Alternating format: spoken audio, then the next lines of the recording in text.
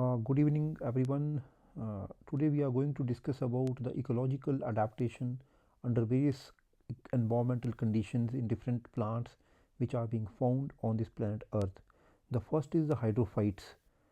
Hydrophytes एक special तरह के प्लांट्स होते हैं जो कि एक्वाटिक एनवायरनमेंट्स में पाए जाते हैं, जैसे कि पॉन्ड्स, लेक्स और वेटलैंड्स।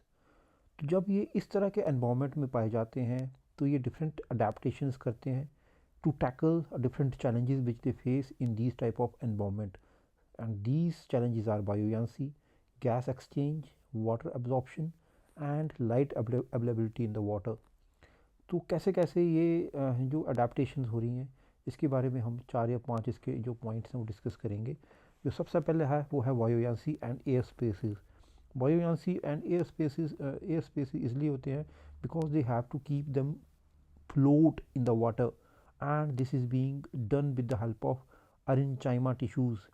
इन पर्टिकुलर प्लांट्स में अरेंचाइमा टिश्यूज़ होते हैं जो कि इनके लीव्स में या फिर इनके स्टेम्स में या फिर इनके रूट्स में पाए जाते हैं, जिसकी वजह से ये वाटर के सरफेस के ऊपर फ्लोट करते हैं। And also they get the access to sunlight as well as the oxygen. they also get the access to sunlight as well as oxygen, and these parenchyma tissues are responsible for buoyancy and air spaces. Now coming towards the next adaptation, and that adaptation is in their roots. इसकी जो roots होती हैं, पहली बात है कि इसके पास जो मैक्सिमम जो हाइड्रोफाइट्स होते हैं दे आर लैकिंग रूट्स। उनकी रूट्स होती नहीं है, होती हैं तो बड़ी पुअरली डेवलप होती हैं, या तो एब्सेंट होंगी रूट्स या फिर होंगी तो पुअरली डेवलप होंगी। And at the same time कुछ एक जो हाइड्रोफाइट्स होते हैं उनमें एडवेंशियस रूट्स होती हैं, एडवेंशियस रूट्स, और जिनको कि फ्लोटिंग रूट्स के नाम से भी जाना जाता है। And these type of roots are being present in the leaves as well as in the stem. ये जहाँ पे रूट होती है, रूट पे नहीं होगी, नॉन रूट प्लांट पार्ट्स जैसे कि हम बात कर रहे हैं स्टेम्स में या लीव्स में रूट पाई जाएंगी, and these roots are called adventitious roots. Now coming towards the next adaptation which is being found in its stem.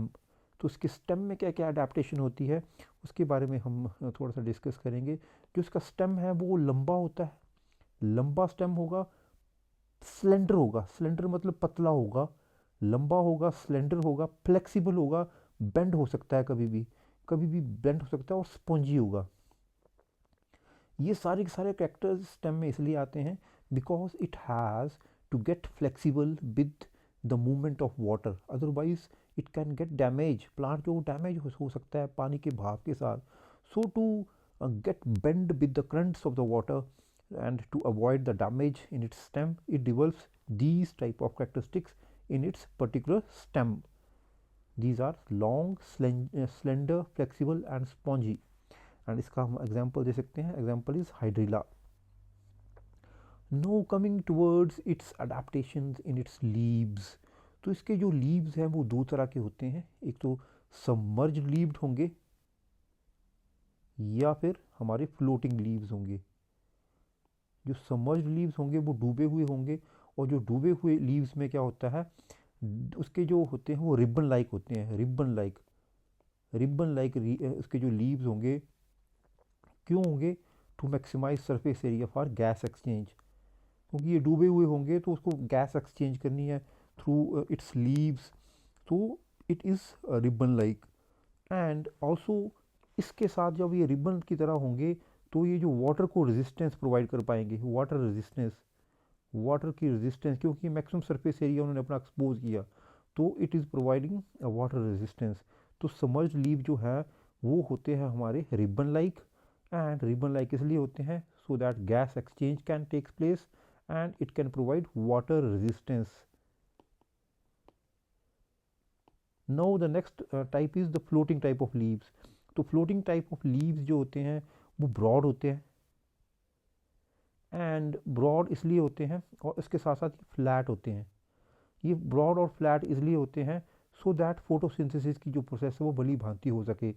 सो भली भांति इसलिए हो सके क्योंकि जब ये broad और flat होंगे they will absorb maximum amount of light, solar light, जिसके कारण क्या होगा कि ये फोटोसिंथेसिस का प्रोसेस बड़ा अच्छे तरीके से होगा।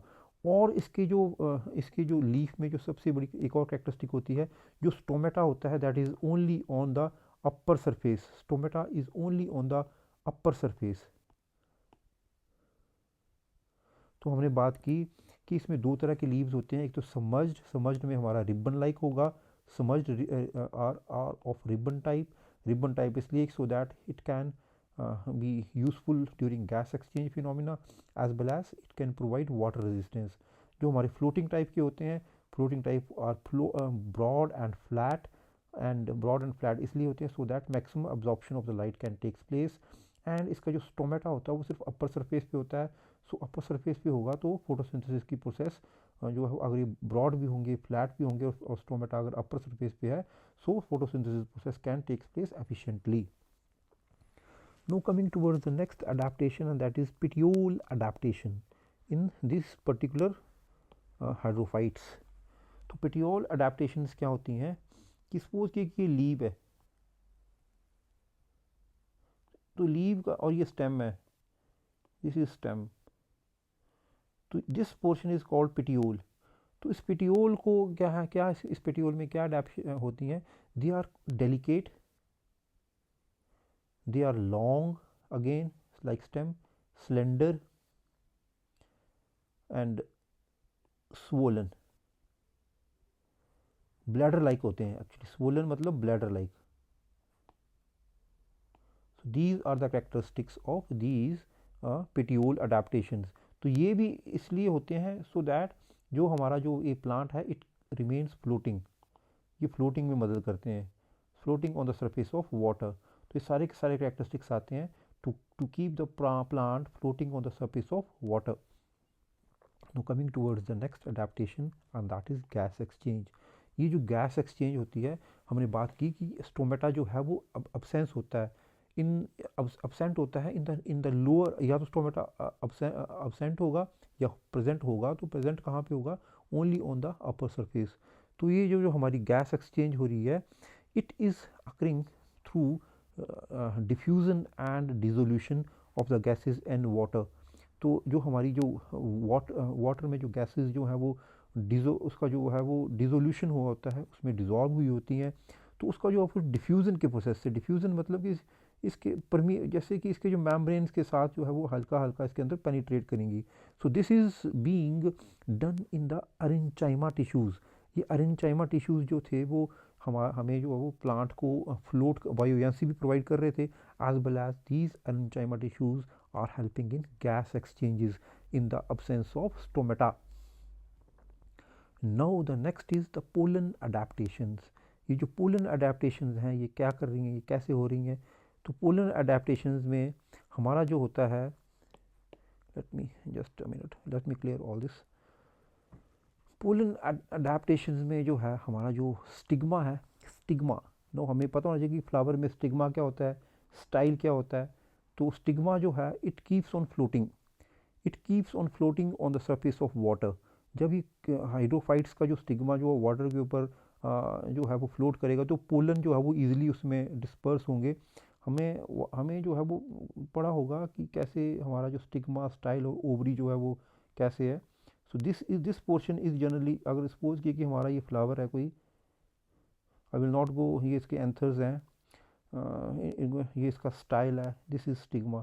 तो पोलन जो है वो यहाँ पे आते हैं और यहाँ से आके पोलन ट्यूब के अंदर जो है ओवरी के अंदर जाके फिर जर्मिनेट करते हैं। तो ये वाला जो पोर्शन है जो स्टिग्मा है, it keeps floating on the surface of water. जब ये कोरा करेगा तो हमारा जो है वो पॉलिनेशन जो है वो ईजिली होगा।